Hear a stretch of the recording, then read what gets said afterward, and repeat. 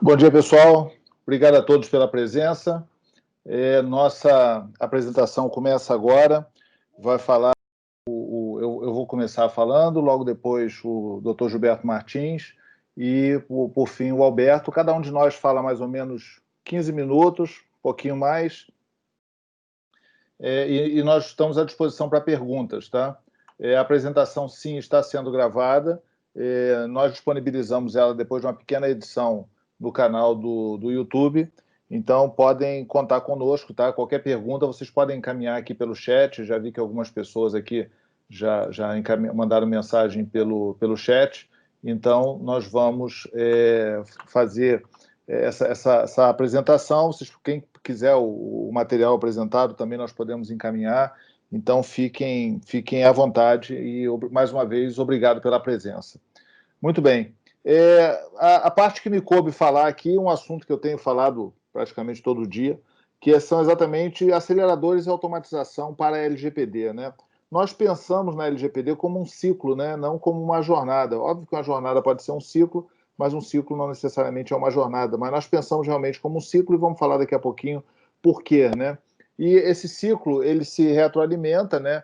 Nós entendemos 3 fases. Obviamente, você pode estar um pouco mais avançado no seu projeto de LGPD, mas, obviamente, por várias vezes vocês vão ver aqui que você vai ter uma necessidade de voltar na primeira fase, né? Então, por isso que a gente enxerga como um ciclo, inclusive porque você faz uma metodologia de ciclo e faz toda essa integração. Então, nós entendemos que você tem uma fase de planejamento, nós damos até outro nome, uma fase de implementação, né, que você implementa as coisas que você precisa, e isso, obviamente, pode demorar um tempo razoável, e outra parte que você precisa fazer é a manutenção, porque o processo de atendimento à Lei Geral de Proteção de Dados e também, né, as regulamentações internacionais de proteção de dados e de privacidade, elas exigem realmente que você tenha manutenção. Vamos até mostrar aqui um caso na Europa, né, que as pessoas achavam que já era pacífico, mas, obviamente, como é um processo de melhoria contínua, nós estamos sempre aprendendo. Então, usar aceleradores e automatização, isso traz para você uma melhor gestão. O processo automatizado, realmente, a gestão para você é muito melhor. Um custo menor, principalmente porque você evita perder tempo fazendo ações que não estão dentro do seu foco. Então, muitas vezes, eu fiz tudo em planilha. Pô, você perde um tempo gigantesco consolidando planilha, fazendo pergunta, administrando erro. Então, a aceleração e a automatização também traz um custo menor. Ele deixa maior adaptação ao negócio, né, porque você sempre vai estar aproximando do negócio. Vai dar menos manutenção, na verdade, a manutenção é para melhorias e não uma manutenção assim de correção, uma manutenção corretiva. E também você vai ter uma melhor prestação de contas dentro desse processo. Então, vamos falar um pouquinho sobre o ciclo, né? Por que é o ciclo? Obviamente, né, qualquer ciclo começa com uma visão linear. Então, nós entendemos que são 3 fases. Uma fase de avaliação, a gente usa esse termo por causa da metodologia da ISO 31000, que é a metodologia, é o framework que nós adotamos nessa nossa metodologia. Uma fase de implementação de tudo, tá? De recursos de software, alteração de sistemas, de políticas, de preenchimento de informações. Então, por exemplo, um cliente nosso agora, nós conversamos com ele agora semana passada, ele tem 560 sistemas. Como é que você define e descreve o ciclo? Como é que você define... Porque um sistema, né? Sistema é a palavra que serve para o todo e para a parte, né? Então, você tem um sistema que tem 3 recursos, você pode tanto chamar um sistema com 3 recursos ou chamar cada um dos recursos como sistema. Então, a implementação define isso. E no final, né, na parte de manutenção, nós chamamos de ferramentas do DPO, que é exatamente todos aqueles recursos de inventário, de privacy by design, de gestão do workflow, do tratamento de dados do titular, que você vai trabalhar. Então, esse processo, né, nós fazemos ele numa sequência, a gente pega os itens da LGPD, cadastramos as pessoas que estão envolvidas. Obviamente, eu acho que você tem 3 grupos de pessoas. Tem o comitê da LGPD, tem as pessoas que têm atribuição para a LGPD e tem todo mundo da organização que depois precisa saber o que é a sua política. Nós levantamos as áreas, né, os departamentos, fazemos o vínculo dessas áreas com as regras, com as exigências da LGPD e também com as pessoas que são responsáveis. A partir dessa entrevista, levantamos os sistemas e o suporte de dados, também vamos fazendo o correlacionamento, Identificamos quem são as partes relacionadas, que é essencial para você distribuir responsabilidade. Também fazemos o vínculo dessas partes com as áreas, com as pessoas, com as regras da lei. E também identificamos quais são as atividades para a implementação e também criamos uma camada de implementação, né? Obviamente, as atividades. Eu preciso definir a hipótese de tratamento de um sistema, só que não é de um sistema, você precisa fazer isso para 50 sistemas.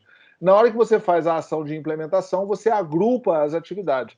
Então, um projeto típico nosso, ele tem mais ou menos, no mínimo 600, mas tem clientes nossos que tem 3.000 atividades, mas quando você agrupa, você tem, na verdade, 31 atividades de implementação. E aí ele vai chegar lá no cockpit do DPO, né? Ou seja, o DPO vai fazer o monitoramento. Então, tudo isso aí segue uma lógica, né? Um processo lógico, sequencial, onde você tem todas as atividades, a nossa metodologia é bem organizada para isso e tem diversos processos. Bom, mas tanto nos dois desenhos anteriores, né, como nesse aqui, eu não mostrei um ciclo, eu mostrei uma sequência, um roadmap, uma jornada. E, na verdade, o que fecha esse ciclo é o Privacy by Design e a melhoria contínua. Por quê? Porque a própria legislação, as melhores práticas de proteção de dados e privacidade, a GDPR, eles falam sobre isso, o Privacy by Design. No momento que você fez o seu tudo de novo que a organização tiver, novo produto, novo departamento, nova política, nova campanha de comunicação, ela tem que passar pelo DPO para que o DPO faça a análise crítica do Privacy by Design. E você o tempo todo vai ter melhoria contínua. Por exemplo, mês passado, né, foi divulgado, né, pela comunidade europeia um documento para definir o que é controlador e o que é. Processor é o nosso operador, tá?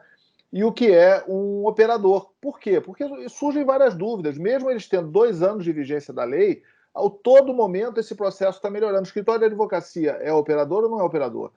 Agente de publicidade é operador ou não é operador? Como é que você define, né, cada um desses conceitos? Então, esses elementos realmente são bastante relevantes para que você possa fazer o processo de melhoria contínua. Não ache que LGPD é um projeto. Não é. É um projeto até o momento que você entrega para o DPO. A partir daí, é um ciclo de melhoria. Você vai ter sistema novo, você vai ter correlacionamento novo. É muito comum, quando nós fazemos o inventário do sistema, o nosso cliente chega para a gente e fala, olha, mas esse sistema ele vai ser substituído daqui a pouco. Legal. Você vai fazer a análise de privacidade dele. Se ele tiver dados históricos, ele vai continuar dentro do escopo, pode não estar no escopo da TI, mas vai continuar no escopo da LGPD, e o sistema que substituí-lo vai ter que sofrer o Privacy by Design e você vai novamente fazer um ciclo. Por isso que nós falamos realmente que esse processo é um ciclo. Então, falar sobre alguns aceleradores. Eu acho que os projetos precisam ter esse tipo de acelerador. O primeiro são as atividades online, né? Ou seja, a própria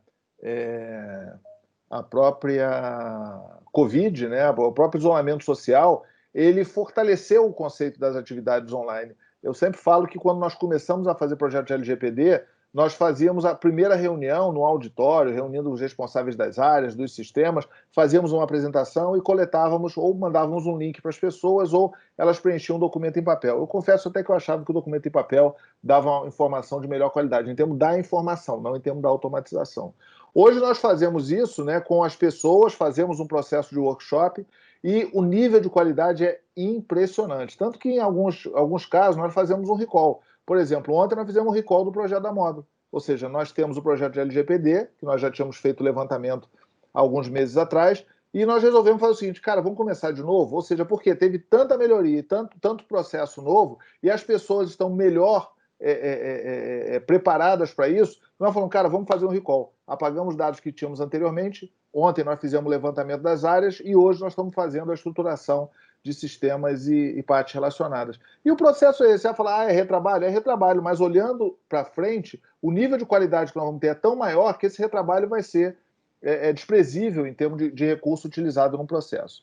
O segundo ponto de acelerador são entrevistas e atestações automatizadas. Então, hoje, você tem recurso tecnológico para fazer isso. Ou seja, uma entrevista que ela já se encaixa no celular, uma entrevista que você já encaminha, você tem níveis sofisticados de coleta de informação. E também você passa realmente a ter um modelo de atestação. O que é atestação? É quando alguém fez um pedido de determinada informação para você, você precisa falar para a pessoa que ela leu a política de segurança, que ela recebeu e tudo mais, e você faz todo esse processo automatizado. Então, você pode incluir as suas perguntas, fazer com que o processo realmente ele fique bastante sofisticado. O outro acelerador é um acelerador de gestão, que é gerenciar as equipes multidisciplinares. Eu sempre tenho falado para os GPOs o seguinte, cara, você não precisa centralizar em você o que você precisa fazer. Cria um modelo colaborativo, bota as pessoas para preencherem. Quem é que sabe definir o que é a base legal, o que é o ciclo de vida e quais são os recursos de segurança que existem no sistema? E como é que você sabe? Ou seja, você tem lá o site, um crítico, tá, para todas as empresas, o site do plano de saúde. Esse site, muitas vezes, não está nem na lista de sistemas da TI. Muitas vezes, não diria quase todas as vezes, não está na lista de sistema. Mas em termos da LGPD, ele precisa estar no escopo da LGPD, o site do plano de saúde. Na Europa, né, nós temos até um evento gravado, né, uma live gravada aqui sobre DPO, que o Fernando Fevereiro ele até fala sobre esse assunto. Ele fala que lá na Europa não tem mais esse negócio da empresa estar sabendo o que é a vida de saúde da empresa, porque com a LGPD a relação é entre o funcionário e o próprio plano de saúde ou uma empresa intermediária que faz isso. Então você reduz os intermediários em termos de troca de informação. Bom, então as equipes multidisciplinares realmente elas precisam, né, estar alertas, estar ligadas no que se refere às suas atividades, às decisões que eles precisam tomar. Então nós temos um grupo realmente bem grande de pessoas que vão trabalhar. Nota o seguinte, como eu falei, são 3 grupos. Um é o comitê, o outro são, basicamente, o comitê é formado por representantes de várias áreas. O outro são as pessoas que precisam fazer ações relevantes para a LGPD. O responsável de segurança institucional precisa fazer, porque ele tem as portarias, ele tem as câmeras, ele tem atividade de LGPD. E tudo isso aí, a gestão dessa equipe é essencial, ou seja, o DPO não vai ficar trancado numa sala. O maior atributo que o DPO tem que ter é exatamente o relacionamento interno e externo. Interno com o comitê e com as pessoas que fazem parte, e externo com os titulares, com outros DPOs e assim vai. Bom, mais um acelerador são relatórios automáticos, ou seja, não faz mais sentido nós trabalharmos, né, com relatórios com Ctrl+C, Ctrl+V. Eu vou lá gerar numa planilha, vou mandar um questionário na planilha, depois eu vou pegar, eu vou consolidar, ou seja, que você perde de dinheiro fazendo isso aí, e o nível de qualidade é baixo, o nível de erro é alto. Então você precisa realmente ter um processo que tenha relatórios automatizados. Tá? Nós, na nossa tecnologia, nós preparamos isso aí e montamos realmente relatório de boa qualidade, e esse aí é o visual, tá? Isso aí não mandamos para o designer fazer. Você aperta o botão no software, ele sai dessa maneira aí, tá? Não tem pegadinha aqui, não. Bom, outro acelerador são os templates, né? O Dr. Gilberto Martins vai falar sobre isso, sobre esse tema de template, e templates realmente ajudam bastante, porque você utiliza uma melhor prática, você utiliza um conceito internacional, né? Você utiliza um conceito já adotado e, principalmente, você não rouba a informação dos outros. Então, os templates realmente eles são essenciais dentro desse modelo. Então, eles ajudam bastante vocês, e a forma que nós encontramos de apresentar os templates é exatamente na nossa solução, a lei digital, né, que nós temos a política e diversos documentos aqui dentro do template. Vocês podem até pedir uma apresentação específica, se vocês acharem que vale para a organização de vocês.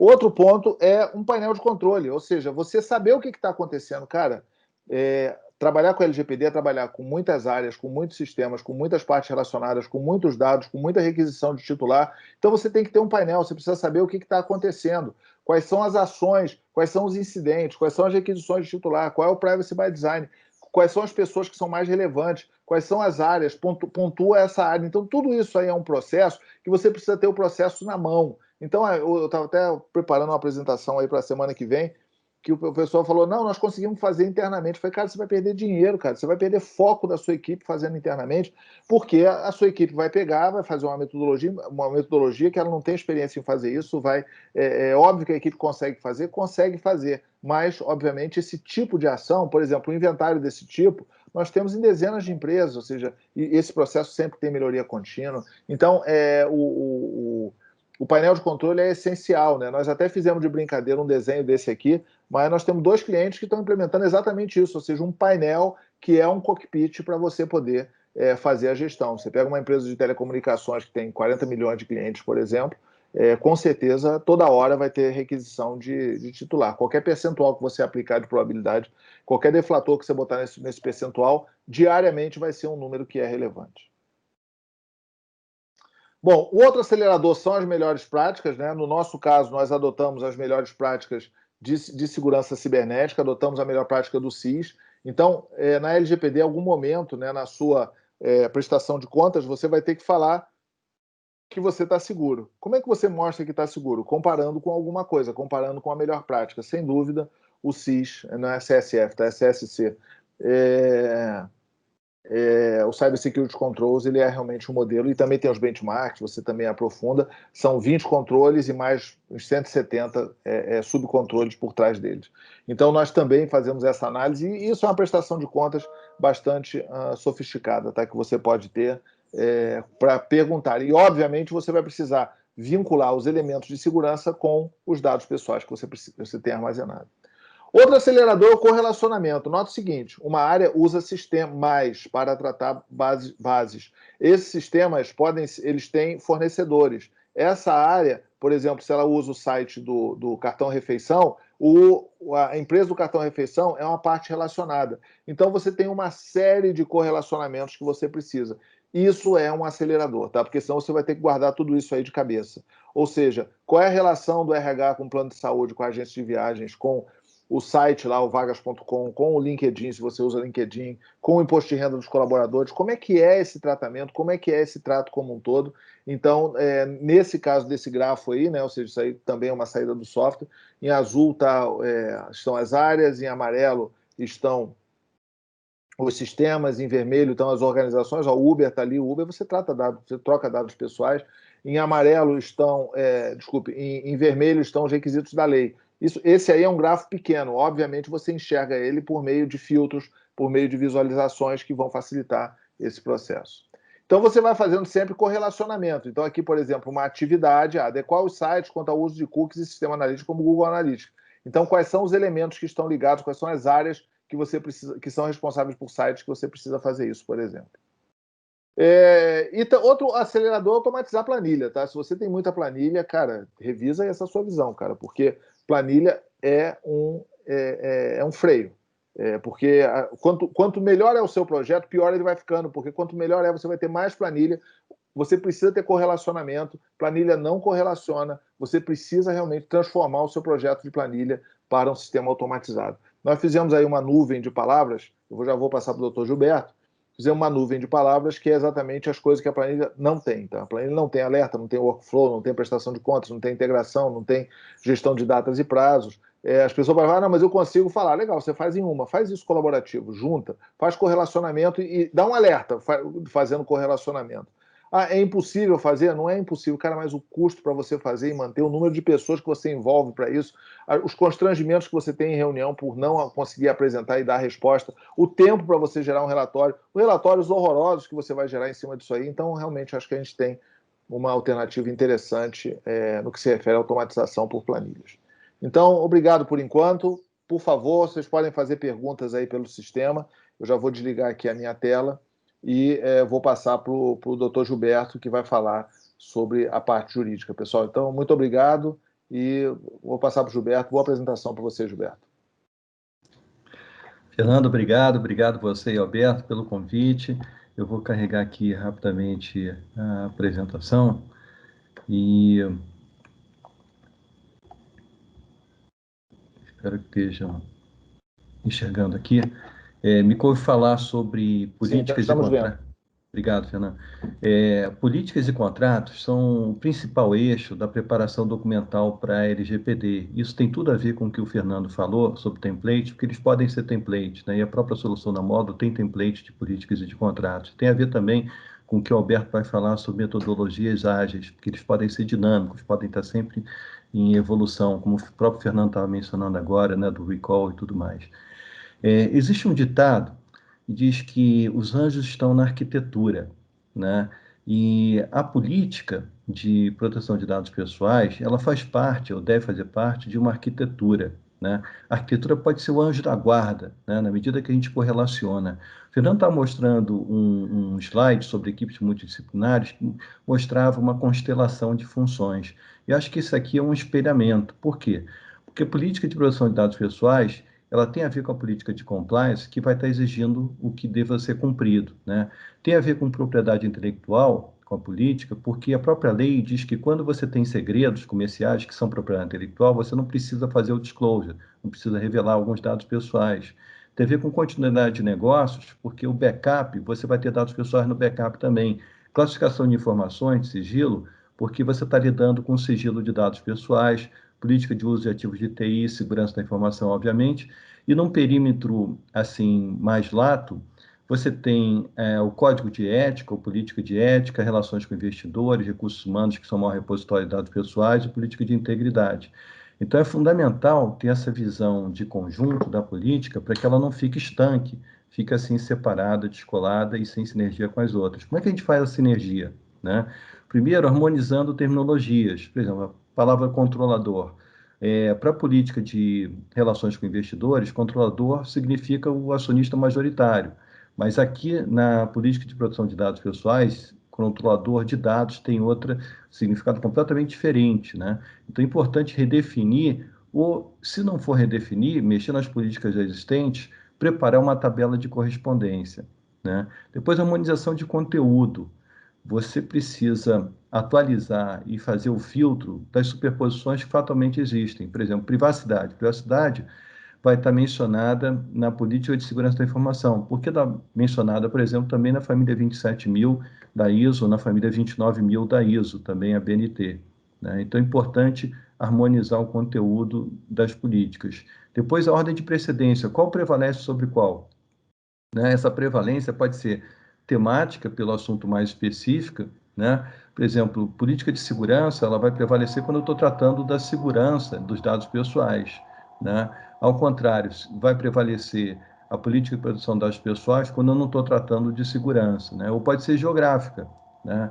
Eu estou lidando com partes relacionadas a empresas em diferentes países ou em diferentes estados, né? Então, depende da situação. Responsável, né, o princípio da accountability, ele pode ser o RH, por exemplo, quando eu estou lidando com dados pessoais de banco de dados de recursos humanos, e currículos, e plano de benefícios, regras atuariais, etc., né? E pode ser baseado também em controles, se eu estiver lidando com compliance. Canais de esclarecimentos, de preferência, uma análise multidisciplinar, com um DPO sendo ajudado pelo comitê de apoio, né? A política realmente ela pode ser um template, tanto que aqui na Europa existe a oferta de templates, né? Não existe nenhum preconceito quanto a ter um template de uma política, né? O governo australiano aqui tem um guia para desenvolver uma política, né? E a autoridade do Reino Unido, ela tem também um template dizendo que pode, inclusive, oferecer aconselhamento com relação a isso. Mas ela faz um alerta, né, dizendo que esse é um modelo, obviamente, como uma referência, mas que qualquer grupo usando esse documento deve mudá-lo para que ele corresponda, né, com específicas circunstâncias, né? Então, quando a gente fala de template, existe a versão inicial do template e que deve ser adaptado, né, esse template para que possa servir exatamente às necessidades de cada organização. Por isso, o Fernando estava falando que os interessados podem, inclusive, contar com uma apresentação específica sobre templates, né? Bom, existe uma segmentação, templates para controladores de dados e templates para operadores de dados, né? Os interesses podem ser contrapostos, podem ser sinérgicos ou podem ser até antagônicos em cada situação. Então, é importante ter essa visão de que uma política não necessariamente vai servir igual para todo mundo, né? E o que a LGPD fala sobre políticas? E ela trata, né, da formulação de regras de boas práticas. O Fernando mostrou boas práticas de segurança, né?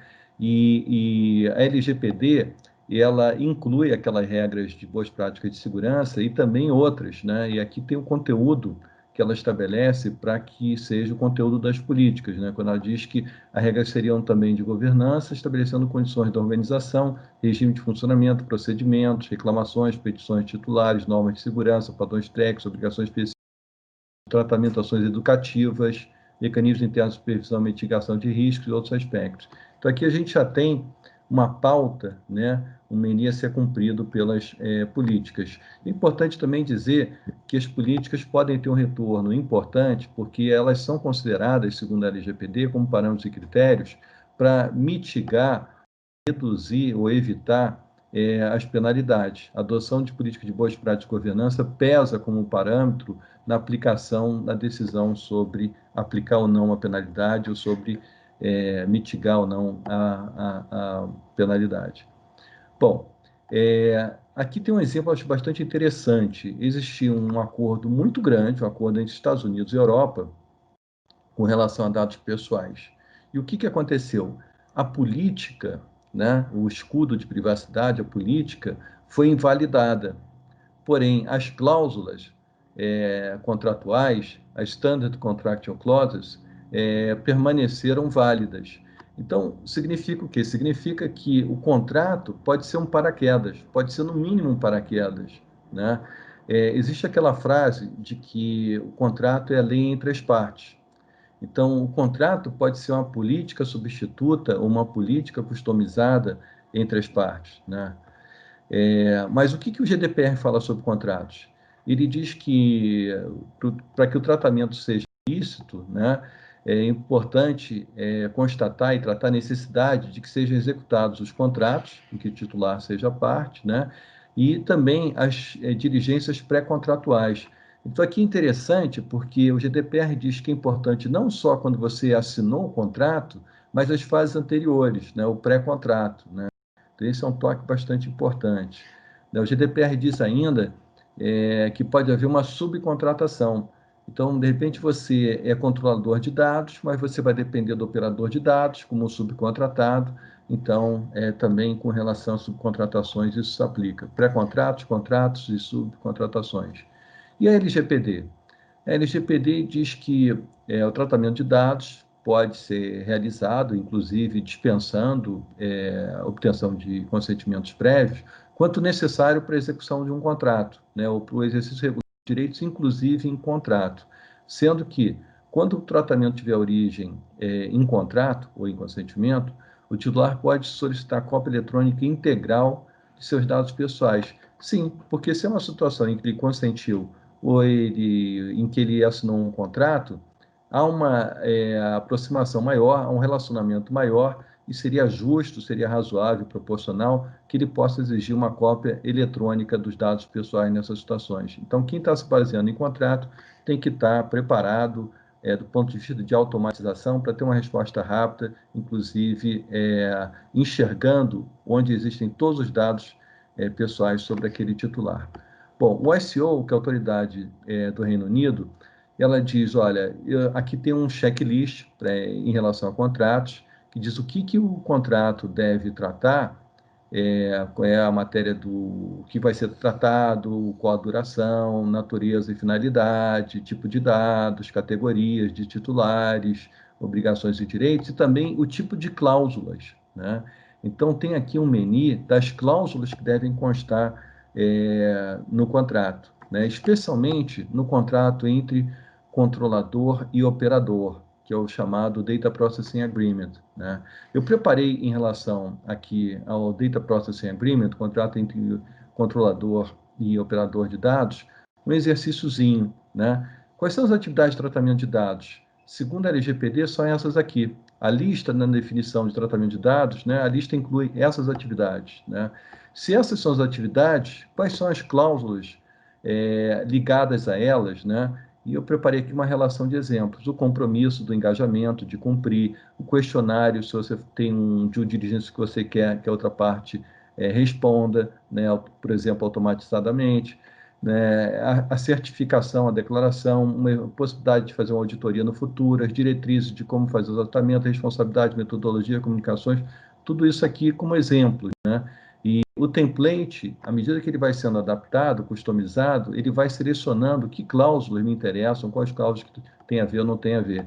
E formatos, porque o contrato, né, que tem esse rótulo do contrato, ele pode ter diferentes configurações, ele pode ser um aditivo, ele pode ser o edital de concorrência, né, que as partes se vinculam ao edital quando resolvem disputar uma concorrência, pode ser um memorando de entendimento, por exemplo, uma prova de conceito, pode ser um comunicado, né, assim, ao amparo de um contrato, pode ser a própria política, termos de uso, termos de serviço, termos de consentimento, attestation, nuvem também, proposta comercial, white paper. Então, quem tem subsidiário no exterior, ligação com o exterior. Então, são diferentes formatos para diferentes cláusulas que, em última análise, refletem as diferentes atividades, né? Que outros contratos? Entre controlador e titular dos dados, né? Entre o controlador e o DPO, importante, está bem definido qual vai ser a função e a responsabilidade do DPO, que essa máquina fica bem azeitada, controlador e empresa do mesmo grupo e controlador e seguradora, né? Como eu faço a gestão dos contratos? Primeiro, o template tanto como ponto de partida como ponto de chegada. Depois, a evidência do recebimento, leitura e adesão, porque pelo Código Civil, se eu não dei tempo, se eu não dei oportunidade de leitura, né, a adesão pode ser considerada viciada, inválida. Administração de alterações, expiração e rescisão. Se for de uma forma automatizada, muito melhor, porque aí eu vou poder controlar de uma forma segura e eficiente se mudou, ou quando venceu, ou como interromper. A interligação, de preferência automatizada, com um processo de sistemas, para que realmente os templates possam funcionar de uma forma automática, né? E a disponibilidade para apresentação à autoridade legítimos interessados. O contrato, esses contratos que a gente mencionou, são a cara da organização, e eles podem ser um retrato que deva ser apresentado, as autoridades podem exigir, né? Legítimos interessados também, investidores, acionistas e etc.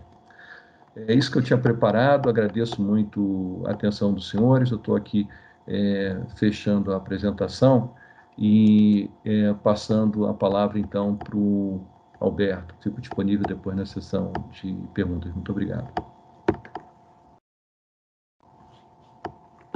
Obrigado, doutor Gilberto Martins.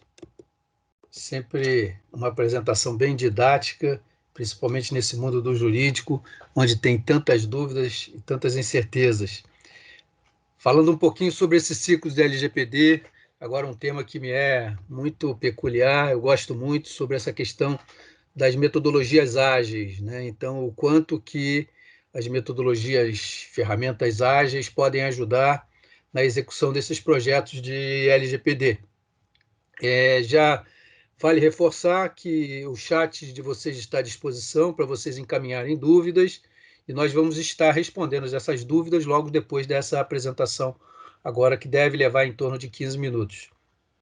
Então, o tema LGPD é um tema bastante interessante. Nós da Módulo estamos com isso desde a época da GDPR, então já se vão aí quase 2 anos, pelo menos aqui no Brasil, desde a inauguração. E agora, até recentemente, na semana passada, um dos projetos que nós estamos fazendo é o de atendimento da LGPD do Cristo Redentor, esse monumento que é famoso no Rio de Janeiro, no Brasil, ícone do Brasil, e que é um projeto até muito interessante, porque é um projeto que envolve, vamos dizer, informações de dados pessoais de igreja. Vocês imaginam a quantidade de visitantes sendo filmados, a questão da câmera, e nosso projeto, um convênio estabelecido com o Cristo Redentor, junto com a Módulo e o escritório do Dr. Gilberto Martins, nós fizemos um grande lançamento na segunda-feira passada, que iluminou o Cristo Redentor de azul pela LGPD.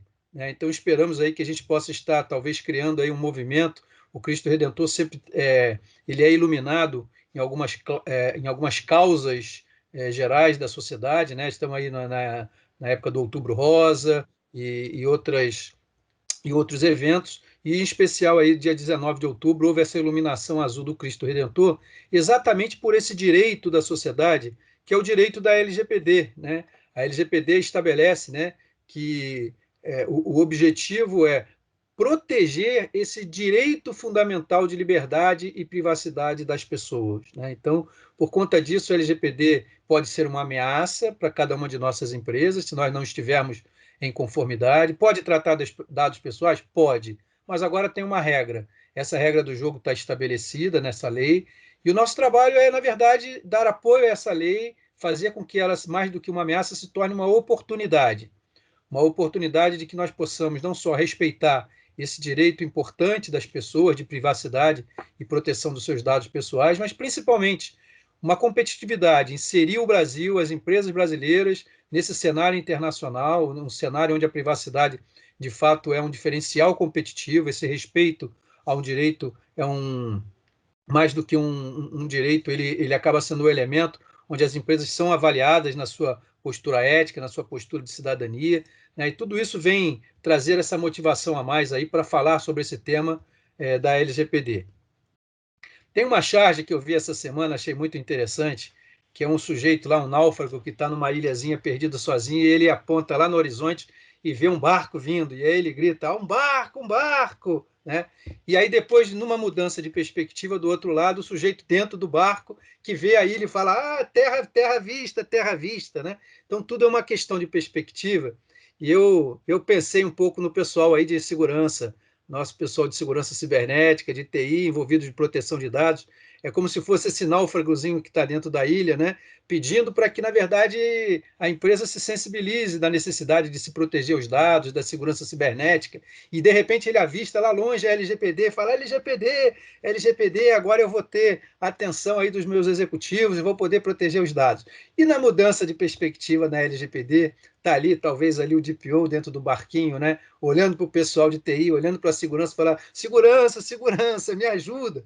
Porque, afinal de contas, né, essa lei geral de proteção de dados, ela, no final dos dias, a gente precisa proteger os dados, né? Esses dados pessoais que estão na nossa custódia, na nossa responsabilidade, eles precisam, de fato, serem cuidados conforme prescreve essa lei. Então, é um ponto importante, porque a lei afeta todas as organizações do Brasil, né? E, nesse caso, inclusive, organizações internacionais que, de alguma forma, lidam com dados de brasileiro ou lidam com dados pessoais de pessoas aqui do Brasil. Então, existe um estudo, um relatório da IAPP, onde ela define que existe aí uma provável necessidade de mais ou menos 50 mil encarregados, né, ou 50 mil DPOs para as empresas no Brasil. Esse número eu diria que é um número conservador, né? Nós temos aqui no Brasil aproximadamente 4 milhões e 500 mil empresas e organizações, né?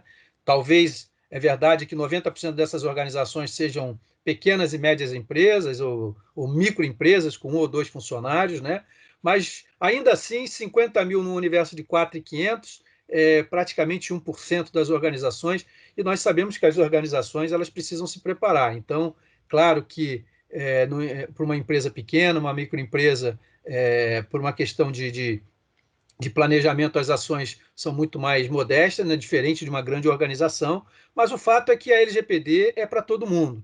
O fato é que, em setembro agora, as incertezas de quando é que entra em vigor acabaram, né? A lei já entrou em vigor. Na semana passada mesmo já começou a ser constituída a diretoria da Autoridade Nacional de Proteção de Dados. Vem aí, então, regulamentações, vem aí orientações, vem aí multas também, né? Se Deus quiser, vamos empurrar bastante essa multa para que a gente possa ter um tempo aí de criar um roadmap, né? De criar uma estrada onde a gente, nesse momento, né, não só planeja o que nós precisamos fazer dentro da nossa organização, mas principalmente implemente. O grande desafio não é o planejamento, é como é que nós vamos implementar todas as nossas atividades. Nós temos feito vários projetos em clientes, onde a gente gera planos de ações que têm aí centenas de atividades e ações que devem ser desdobradas para essa implementação. E o desafio da implementação não para ali, como o Fernando Neri bem apresentou, isso é um ciclo.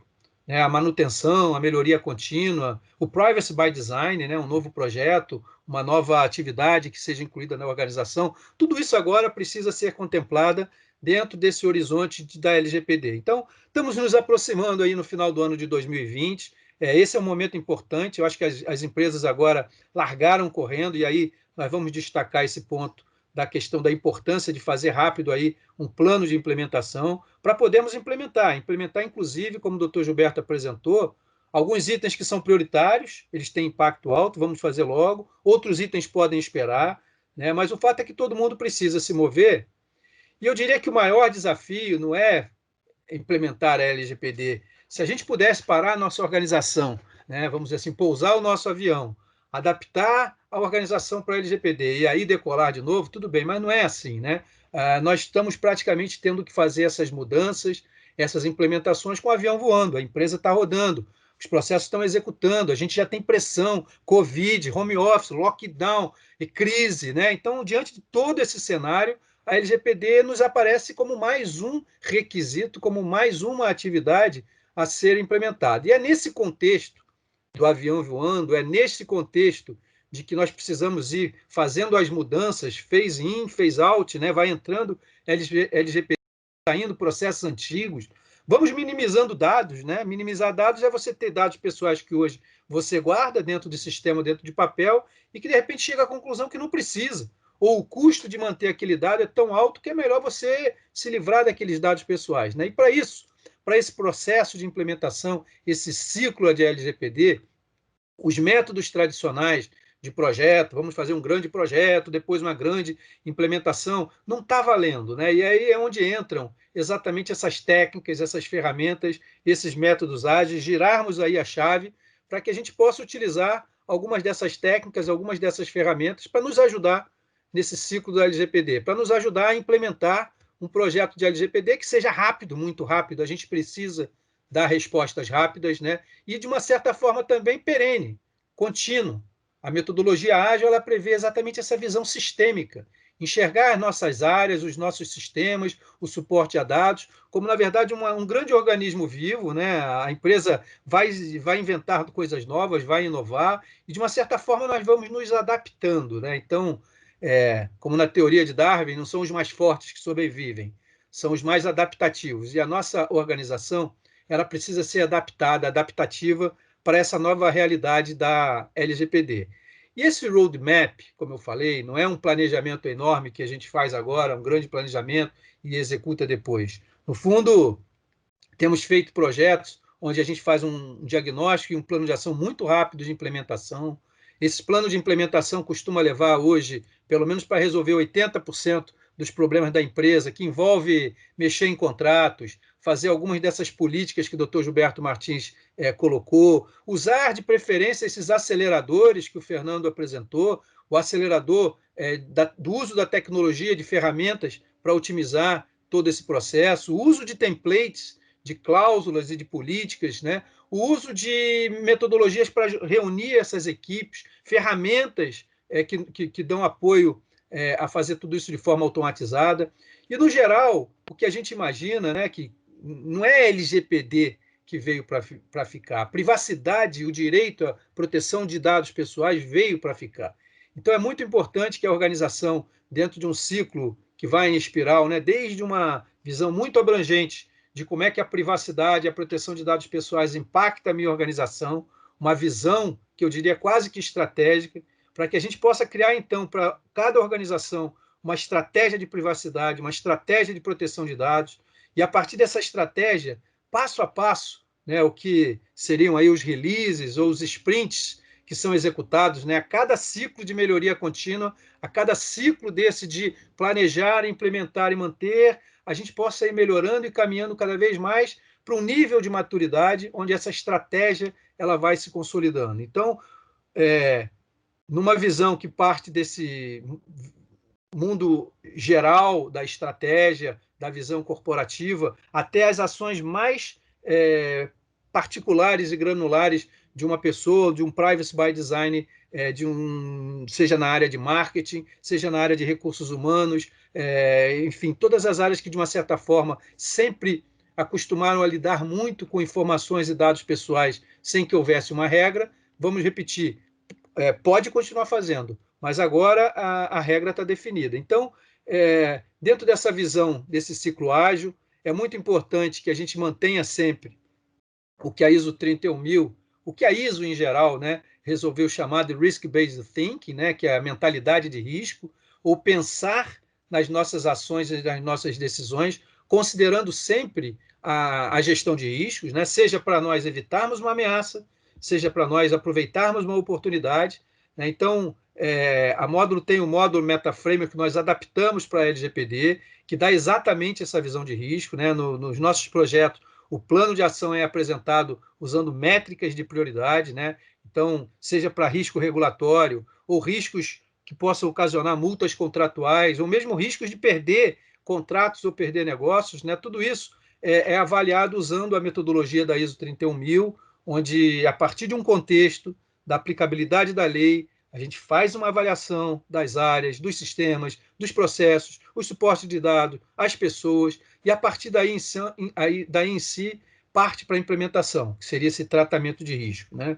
Então, tudo isso numa visão de metodologia ágil, de ferramenta ágil, é muito importante o conceito de Kanban, né? Kanban, no original em japonês, não é a metodologia, Kanban é o visual, né? Então, sempre gostei muito das técnicas, né? Você entrava dentro da organização, os papéis, os post-it colados na parede ou nos vidros das janelas, e agora com a nossa afastamento, com o nosso modelo do home office, é possível utilizar muitas ferramentas que fornecem exatamente esse Kanban. O Fernando apresentou o cockpit do DPO, né? Um grande painel, um grande Kanban visual, onde a partir daquele Kanban único, o encarregado, o DPO da organização, ele consegue monitorar as ações que precisam ser feitas, os riscos que a organização está correndo, os incidentes de vazamento, as melhores práticas em termos de implementação, enfim, são várias dimensões, vários atributos que precisam estar coordenados, e essa ideia de nós termos um Kanban, de nós termos realmente um modelo visual para que a gente possa não só ver o andamento do nosso projeto, mas principalmente o status, a situação da LGPD na nossa organização, é fundamental. Então, isso é um pouquinho do que a gente precisava falar sobre a questão e a importância dos usos e métodos ágeis para o ciclo da LGPD.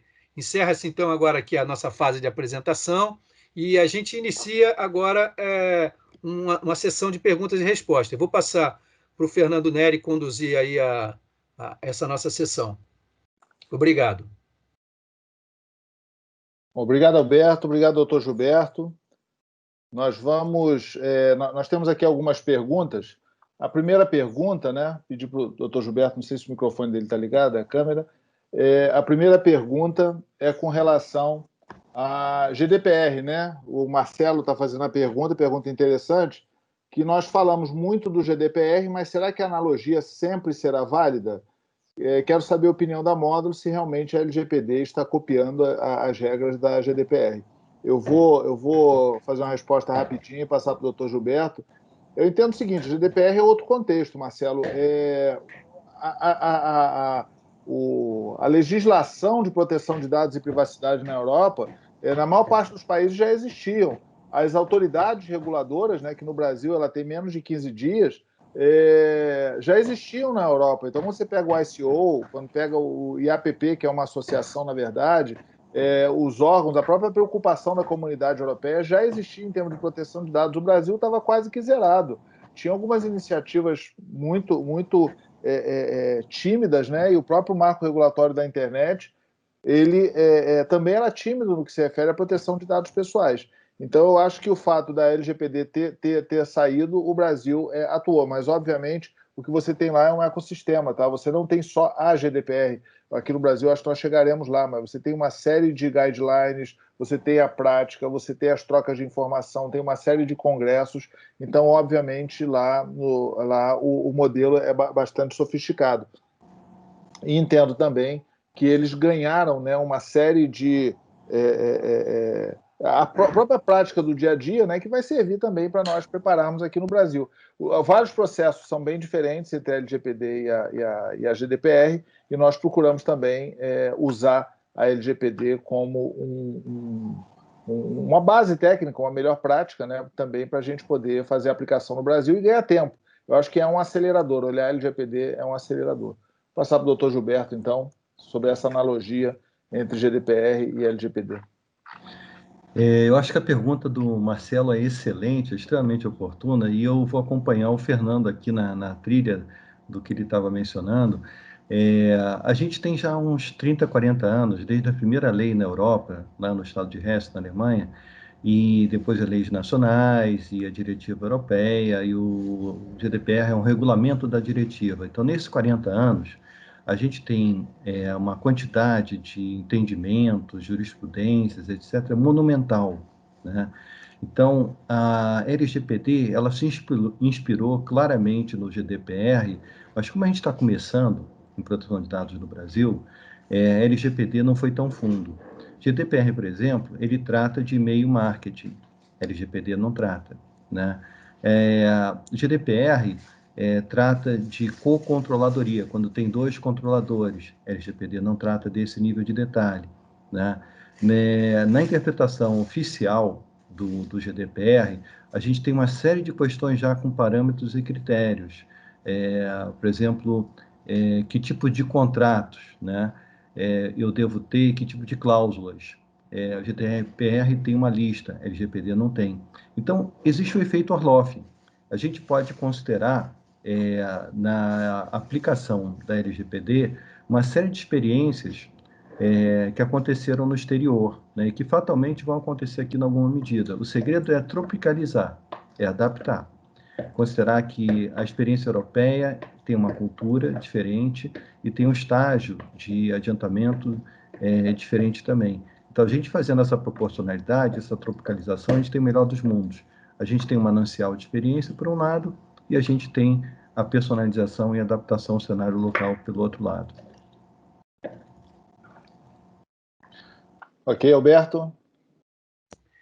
Complementar, eu gostei desse resgate do efeito Orloff, doutor Gilberto. Há muito tempo que eu não via isso, só que nós não vamos copiar da Rússia, né? Quer dizer, a questão é um pouco mais complexa. E é interessante a gente fazer uma analogia nessa questão do GDPR, né? Como eles estão aí 2 anos pelo menos na nossa frente, do que vai. O que está acontecendo agora lá, em breve, a gente pode contar que vai estar acontecendo no Brasil. E eu acompanho aquele site onde tem os registros dos incidentes e das multas e penalidades que as empresas em todos os países da Europa, na Alemanha, na Inglaterra, na Espanha, Portugal, França, enfim, todas as agências reguladoras, né, do GDPR penalizam as organizações e, surpreendentemente, as maiores multas, e a maior não em termos de volume, de unidade, né, mas de quantidade, os maiores problemas têm sido de fato, a falta dessas boas práticas de implementação.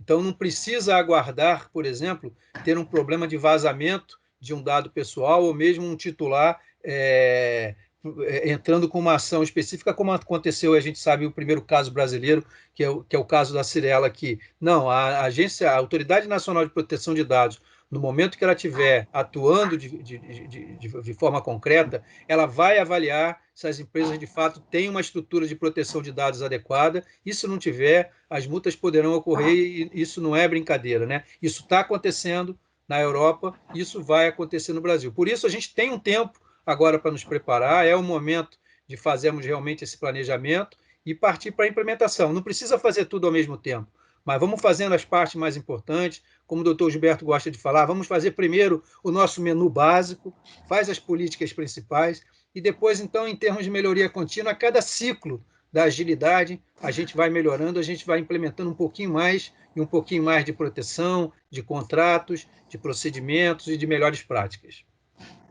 Beleza, deixa eu fazer o meu jabá aqui. O Douglas perguntou quem já adquiriu a nossa tecnologia. Douglas, nós podemos entrar em contato com você e detalhar, tá? Mas tem empresas de varejo, governo, tribunais, indústrias, da área financeira. Nós temos um grupo bem grande de organizações, tá? Nós podemos falar com você, Douglas. Obrigado aí pela pergunta. Uma outra pergunta, né? Uma pergunta que eu sempre respondo com outra pergunta, né? A pergunta é se o DPO deve ser alguém de TI ou deve ser alguém do setor jurídico, né? Eu sempre pergunto, você é da TI ou é do setor jurídico? Então, mas, de qualquer maneira, nós aprendemos aí até com o nosso grande guru, né, de DPO, que é o Fernando Fevereiro, que o DPO, principalmente, é alguém que conhece o negócio, né?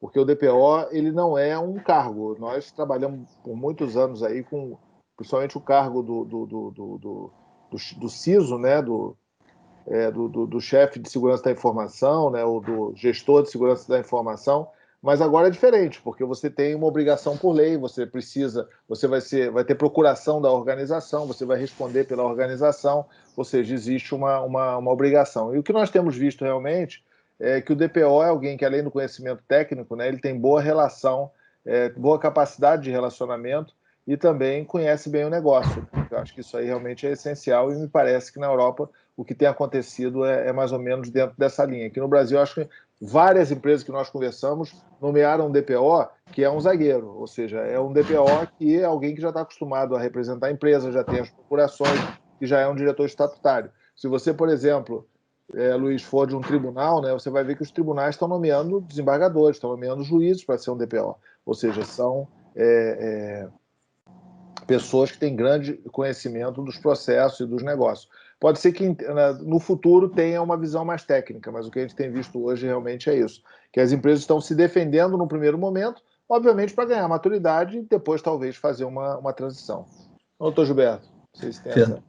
Fernando, eu acho que é por aí exatamente, né? Eu acho que o DPO, independente da origem dele, se é de jurídico, de TI, de ouvidoria, de controladoria, de organização, de RH, o mais importante é a segregação de funções, né? Por isso é importante o contrato com o DPO, seja um contrato interno, se ele for funcionário, gestor, ou seja um contrato externo, se for um DPO independente, né? Porque no contrato ou no regulamento que vai haver a definição da segregação de funções. Quais são as funções? Ontem eu estava participando de uma outra live e surgiu uma pergunta se não seria uma falta de ética o DPO depois defender a empresa em juízo. Estava pressuposição ali de que o DPO fosse do jurídico, né? E eu disse, olha, eu acho que depende da situação. Se ele tivesse atuado como DPO naquela questão específica, ele depois em juízo provavelmente seria, sim, um conflito de interesse. Então, o importante é separar os chapéus, não misturar os chapéus. E, independente do chapéu original dele, ele pode assumir o chapéu de DPO desde que haja segregação de funções. É assim também que a jurisprudência, por exemplo, na Europa, sobre essa questão. Sobre esse assunto do DPO, é interessante até que ontem eu participei de 2 reuniões com 2 projetos de clientes, e coincidentemente são dois grupos de empresas, né? E eles já nomearam os seus DPOs, e é um DPO para o grupo de empresas. Quer dizer, apesar de que cada empresa tem, vamos dizer assim, um negócio diferente, processos diferentes, sistemas diferentes, por uma questão até de otimização, centralização, nesses 2 grupos foram criados DPOs que, na verdade, respondem por todas as organizações do grupo, né? E só para fechar um pouco com a nossa brincadeira, eu costumo sempre brincar que aqui no Brasil nós utilizamos muito o termo do inglês, né? O CEO, o CIO, o CFO, né? E esse DPO aqui no Brasil vai ser o se ferrou, né? Porque se ele realmente não contar com as ferramentas, com esses aceleradores para apoiar a sua atividade no dia a dia, seja para poder orientar ou avaliar a questão da segurança cibernética, seja para poder interagir com o pessoal de compliance, com o jurídico em relação aos contratos, ele vai realmente se ferrar, ele vai ser o se ferrou, porque vai ter muita dificuldade. E esse é o nosso alvo, vamos dizer assim, em termos de ajuda, apoio, suporte. Com a live de hoje, eu acho que a gente deixou claro de que a ideia é que o DPO ele vai precisar, independente do seu perfil, né? Claro que esses perfis vão ser complementares, né? Se ele tem um perfil técnico, ele vai precisar de um apoio, de um conhecimento jurídico. Se ele é alguém que vem da área jurídica, ele vai precisar do apoio de alguém com uma visão de negócio ou uma visão técnica, né? E tudo isso é mais ou menos a ideia de que a gente imagina que é esse cenário futuro, né? Então, no primeiro momento, tem que nomear rápido esse DPO, porque a lei pede que isso aconteça, tem que publicar essa informação de quem é o DPO da organização, e a partir daí começa o trabalho do DPO, não só se relacionando para fora com os outros DPOs, com os titulares de dados, mas também para dentro da organização, o Privacy by Design, o Privacy by Default, as avaliações. Então, essa é um pouco a visão, efeito Orloff também, doutor Gilberto, do que é o DPO lá na Europa, né? Bom, pessoal, tem algumas perguntas aqui sobre esse assunto, né? O Walter deu uma contribuição lá, que no caso dele, se deu a fusão de duas áreas, né, TI e Direito. Obrigado, Walter. Obrigado também pelas palavras, Walter e Luciano aí. Sempre estamos nos dedicando a trazer aqui o melhor para vocês. Bom, aí o Otávio, nosso amigo Otávio, tudo bem, Otávio? Pergunta se o DPO deve ser um grupo multidisciplinar. Nota que isso é um nível de maturidade acima das perguntas, porque antes era se pode ou se não pode, né? Eu entendo que o Tribunal de Justiça de São Paulo, né, criou um grupo que não é tão multidisciplinar, um grupo de desembargadores, mas criou um grupo e viabilizou esse processo. A pergunta é se deve ser, se for possível administrar, sim. Por exemplo, tem um cliente nosso que ele tem muito caso de relação de consumo, então ele já botou o jurídico no início, porque ele sabe que podem vir várias ações e o jurídico já está acostumado a tratar esse momento. E aí a pergunta aí para o doutor Gilberto, né, se o DPO responde juridicamente com o seu CPF. Como é que é isso aí, doutor Gilberto? O DPO responde com CPF? Fernando, a LGPD não colou uma etiqueta assim no DPO com relação às responsabilidades dele, né? A etiqueta que ela tem é muito assim, na verdade, sucinta, né? Ele tem que cumprir as determinações do controlador, e enquanto ele estiver cumprindo, em tese, ele não é responsável. Quem é responsável é o controlador, que é quem baixa as diretrizes, né? E, óbvio, se forem diretrizes assim completamente estapafúrdias, aí ele não deveria seguir, mas seria um caso extremo, né? Mas, embora a LGPD não tenha colado uma etiqueta assim mais completa, do ponto de vista do direito em geral, responsabilidade civil, etc., o DPO é responsável sim. Então, por isso é que o mercado segurador tem começado a oferecer seguros para a função do DPO. Semelhante como aquele seguro D&O, Directors and Officers, né, de gestores, né?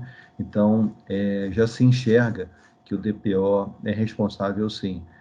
Algumas responsabilidades são da LGPD, que são mínimas, são aquelas de seguir o que o controlador determinou, e outras são gerais, são genéricas, de responsabilidade civil em geral. Até a contribuição do Douglas aqui também é que foi nomeado um diretor estatutário, né? O diretor estatutário ele economiza aí responsabilidades, procurações, né? E com certeza ele tem mais responsabilidade do que ser DPO, né? Então, muitas vezes também alguns clientes nossos eles têm tomado esse tipo de decisão de colocar um diretor estatutário exatamente para baixar um pouquinho a poeira e aí sim fazer um trabalho mais técnico, né? Bom, pessoal, o nosso SLA está chegando. Se o Alberto economizasse as piadinhas dele, a gente conseguiria cumprir sempre no horário, mas ele não consegue. Então, pessoal, obrigado aí, agradeço. Passar a palavra do doutor Gilberto aí para o Alberto. Obrigado, pessoal, quem fez pergunta aí, realmente é excelente. Estamos à disposição de vocês, podem entrar em contato. Nós temos aí, né, um QR Code, quem quiser mais informações. Muito obrigado, hein, a todo mundo. E esse material vai ficar gravado também, junto com outras apresentações que nós temos lá no LinkedIn. Então, agradeço a todos. Obrigado, Otávio. Bom falar com você, meu amigo. Obrigado a todos também. Um abraço aos amigos que eu já vi que estão participando também aqui. Estamos à disposição aí. Vamos em frente. Um abraço. Agradeço também, destaco que agora a gente já tem a NPD nomeada, né? Muita gente estava aguardando essa etapa, agora a gente está num novo momento, e então acho que essa parte toda de agilidade, métodos ágeis, templates e tal, ganha uma nova conotação agora. Muito obrigado, um abraço a todos. Valeu, pessoal. Obrigado, até a próxima.